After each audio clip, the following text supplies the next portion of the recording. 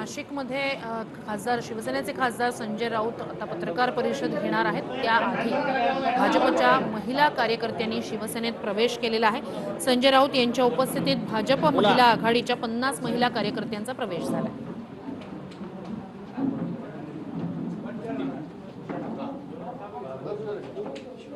नवीन पक्ष कार्यालयाचं काय म्हणतात त्याला नूतनीकरण. आपण पाहिलं असेल कसं नूतनीकरण झालेलं आहे, बदलून कसं रूप बदलून गेलेलं आहे. आता असं वाटतंय ना सत्ता आली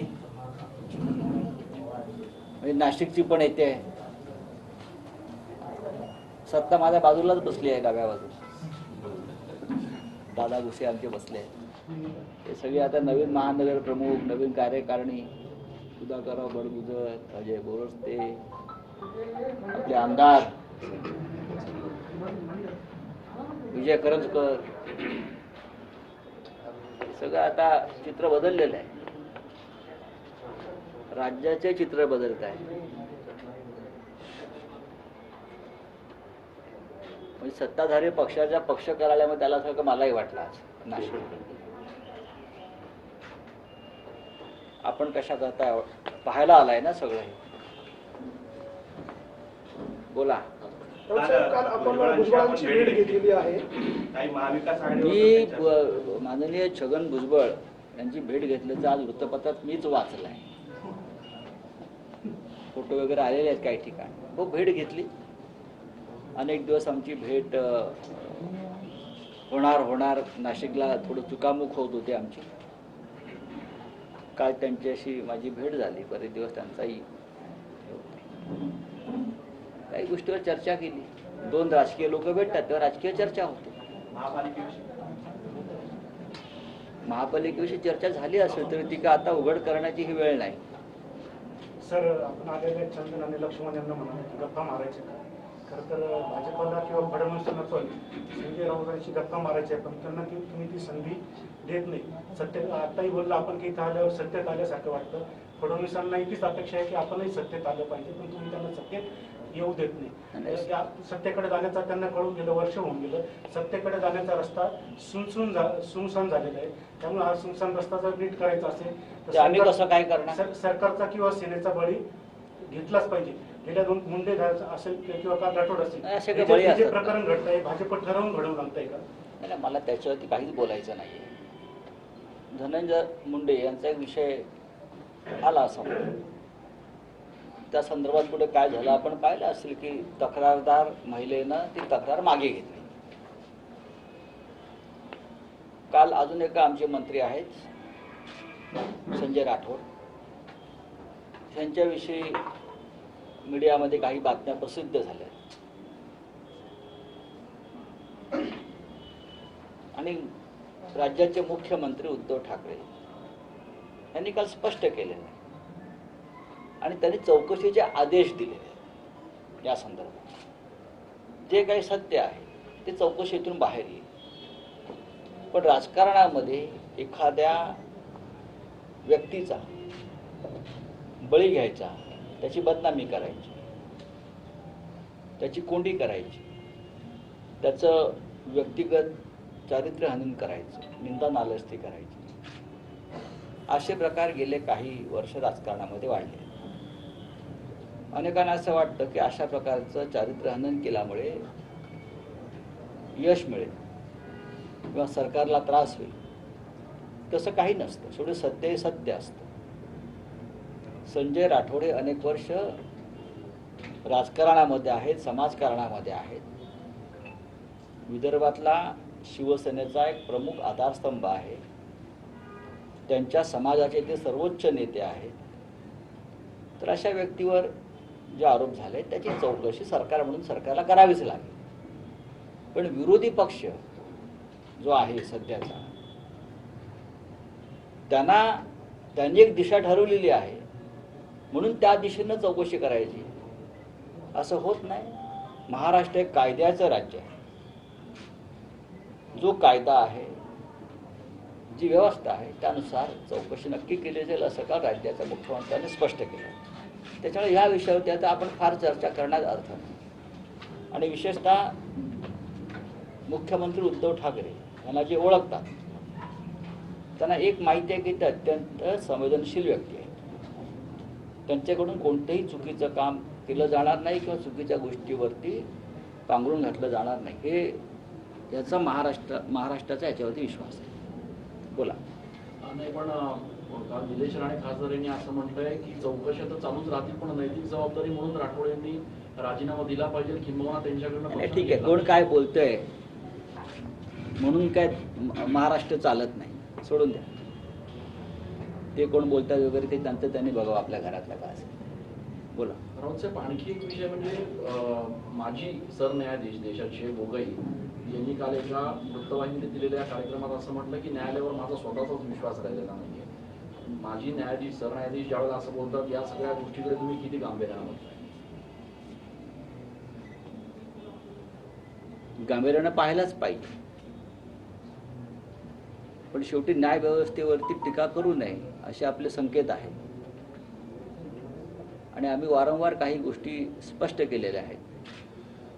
रंजन गोगोई यांचा न्याय व्यवस्थेवरती विश्वास का नाही हे जर त्यांनी त्यांच्या कारकिर्दीतल्या काही घटना घडामोडी प्रसंग जर देशासमोर आणले असते तर देशाला मार्गदर्शन झालं असतं. आज ते भारतीय जनता पक्षाच्या कृपेने राज्यसभेचे सदस्य आहेत, त्याच्यामुळे आमचाही न्याय व्यवस्थेवरती विश्वास राहिलेला नाही. साहेब, हिंदीमध्ये आज आप बताइए क्या है, ये सवाल आप सवाल पूछिए. सुंदर गोगोई ने जो कहा है कि न्याय व्यवस्था पे उनको अभी विश्वास नहीं रहा है, जो बड़े लोग हैं उनको न्याय व्यवस्था उनके लिए आसान पड़ती है. ऐसा है कि आप इतने सालों से इस व्यवस्था के एक प्रमुख स्तंभ थे. आप हाईकोर्ट में रहे हैं, आप सुप्रीम कोर्ट में रहे, आप इस देश के सुप्रीम कोर्ट के चीफ जस्टिस रहे हैं. देश आपसे उम्मीद करता था न्याय की, लेकिन उस पद से जाने के बाद अगर आपको ये साक्षात्कार हुआ है तो मुझे लगता है कि ये देश के लिए चिंता की बात है. फिलहाल रंजन गोगोई साहब भारतीय जनता पार्टी की कृपा से राज्यसभा के सदस्य बन गए हैं, यही मुझे मालूम है. सर, मागच्या प्रेसला आपण म्हणाले होते की महापौरपद शिवसेनेचाच होईल.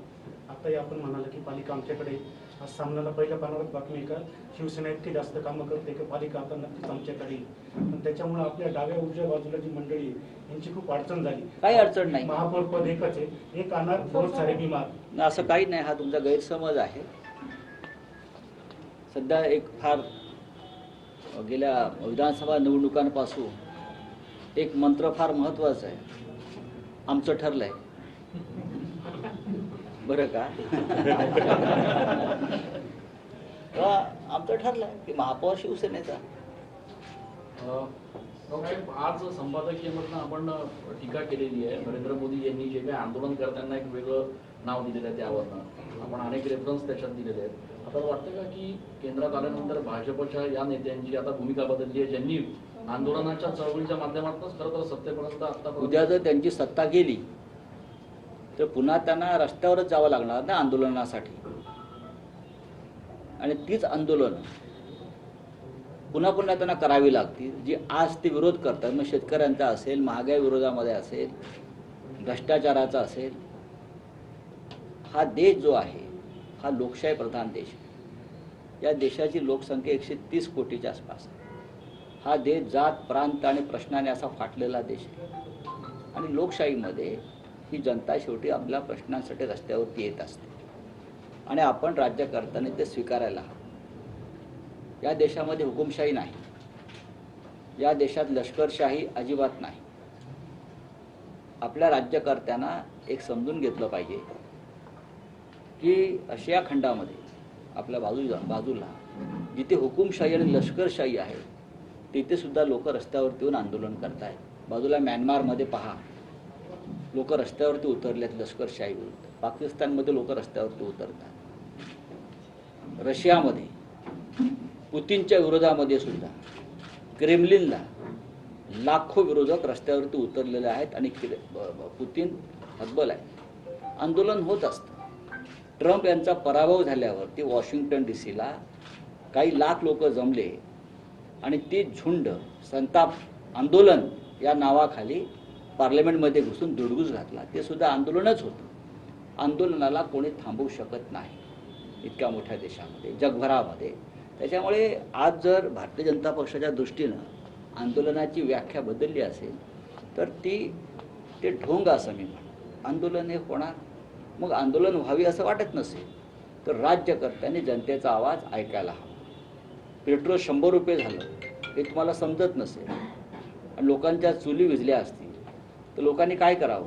आंदोलन करू नये का? तडफडून मारावं?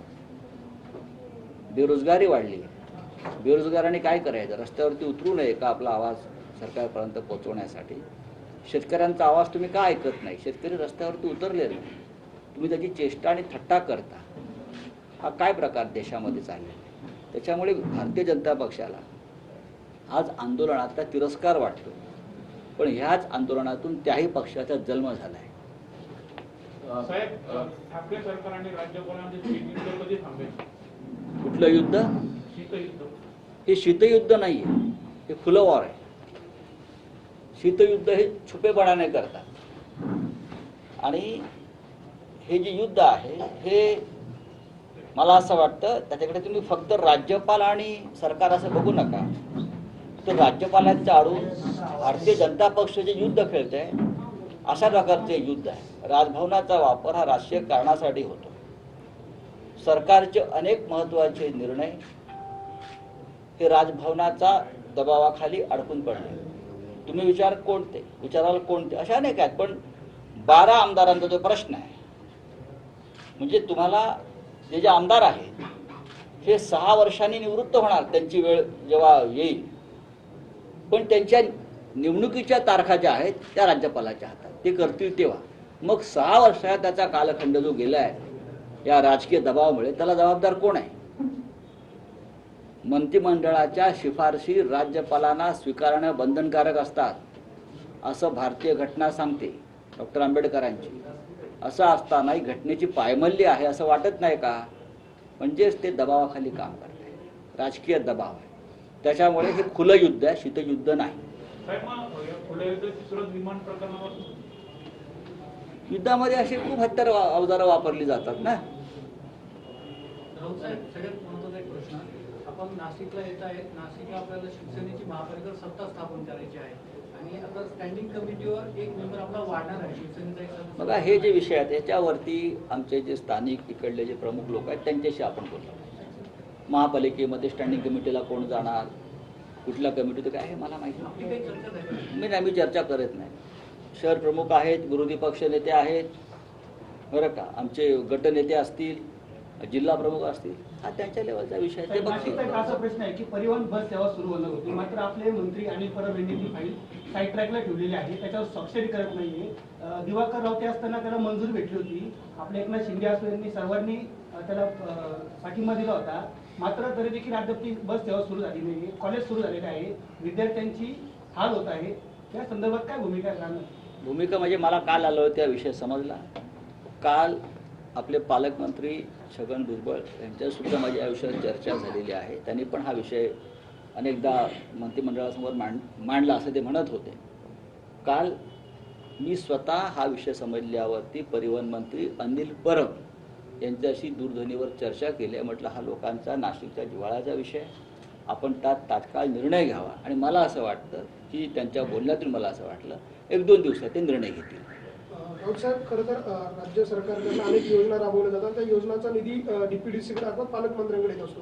मात्र त्या निधीचं ज्या वेळेला वाटप केलं जातं त्यावेळेला शिवसेनेच्या आमदारांना विश्वासात घेतलं जात नाही अशी त्यांची तक्रार आहे. याबाबत आपण काल मी चर्चा केली, अनेक विषयावर चर्चा झाली. शेवटी सरकार जे आहे महाविकास आघाडीचं आहे, इथे आता पक्षभेद बाजूला ठेवून निवडून आलेल्या आमदाराला त्याचे अधिकार मिळावेत ही भूमिका आहे, त्यांचा निधी त्यांना मिळावा ही भूमिका आहे. शेवटी हा निधी शहराच्या विकासालाच उपलब्ध होतो. सर, अमित शहा आले, त्यांनी जे बोलले त्याला मुख्यमंत्री उद्धव ठाकरेंनी बंद खोली संदर्भात जे काही उत्तर द्यायचं ते दिलंच. आज प्रेमाचा दिवस आहे, व्हॅलेंटाईन डे आहे, थोडासा रोमॅन्टिक प्रश्न विचारतो. तुम्ही मुलाखत घ्यायला गेलेली, वाट पाहून थकलेले देवेंद्र फडणवीस जर तुमच्याकडे आजच्या दिवसाला चहाला आले, बिस्किटाला आले, तो आम्ही चित्रपट तरुणांना खूप आवडला होता. त्यातलं एक गाणं खूप सुपरहिट झालं होतं, हम तुम एक कमरे में बंद हो और चाबी पूछा. फडणवीस राऊतांकडे चहाला आलेले, चहा पाणी झालेलं आहे. आम्ही नेहमी चहा पाणी करतो एकत्र. अच्छा तो आमच्या ते म्हणण्याची वेळ आली हे बघा, हे सिनेमाच्या पडद्यावरच्या गोष्टी राजकारणामध्ये घडत नाही. फडणवीस राऊत से कमरे में बंद हो और चाबी खो जाए. बघा, चावी हरवण्याची गरज नाही. राजकारणामध्ये कोणीही कोणाचा कायमचा शत्रू नसतो. महाराष्ट्राच्या राजकीय संस्कृतीमध्ये ते आमचे राजकीय विरोधक आहेत आणि त्यांचं जे काय सामना करायचा आहे तो आम्ही विचाराने करू, निवडणुकीत करू. जेव्हा आम्ही समोर एकमेकांना भेटतो, एकत्र चहा पितो, ही आपली राज्याची संस्कृती आहे. या राज्याला फार मोठी परंपरा आहे राजकारणाची. हे राज्य म्हणजे बिहार किंवा उत्तर प्रदेशसारखं नाही की विरोधक राजकीय असेल त्याच्या तोंडाकडे पाहायचंच नाही, असं होत नाही. या महाराष्ट्राला यशवंतराव चव्हाणांपासून शरद पवार आणि बाळासाहेब ठाकरे अशी एक मोठी परंपरा लाभली आहे, जी परंपरा संस्कृती आणि संस्काराची आहे. राऊत साहेब, 19 शिवजयंती साजरी होणार आहे, त्याला राज्य सरकारकडून काही निर्बंध घालण्यात आलेले आहेत. त्याबाबत शिवसेनेची काय भूमिका? काय भूमिका असायला पाहिजे? राज्य सरकारने का स्वतःच्या फार आनंदाने निर्बंध घातले नाहीत. हे राज्याच्या हितासाठी, जनतेच्या हितासाठी निर्बंध घातले आहेत. छत्रपती शिवाजी महाराज जरी या सत्तेवर असते आज, तरी सुद्धा त्यांनी हेच निर्बंध अत्यंत कठोरपणे घातले असते. कारण प्रजेची काळजी, रयतेची काळजी, त्यांचं आरोग्य, त्यांचं जीवित हे उद्धव ठाकरे किंवा सरकारसाठी अत्यंत महत्त्वाचं आहे आणि छत्रपती शिवाजी महाराजांच्या भूमिकेला अनुसरूनच ते निर्णय घेत आहेत. मात्र दुसरीकडे सभांना, राजकीय सभांना गर्दी होती, राजकीय सभांना गर्दी होती, मेळाव्यांना गर्दी होती, तिथे कुठले असे नियम लावले जात नाही? नियम लावलेले आहेत ना, लोक नियम मोडत आहेत. नाशिकमध्ये आकडा वाढतोय गेल्या 4 दिवसापासून, आपण पाहताय का वाढतोय हे आपण पाहताय. मुंबईमध्ये रोज 250-300 रुग्ण होत होते, ते आज 2000-3000च्या वर गेले. का? कारण बंधनं शिथिल केली, रेल्वे सुरू केली, त्याचा सुद्धा परिणाम आहे. चला,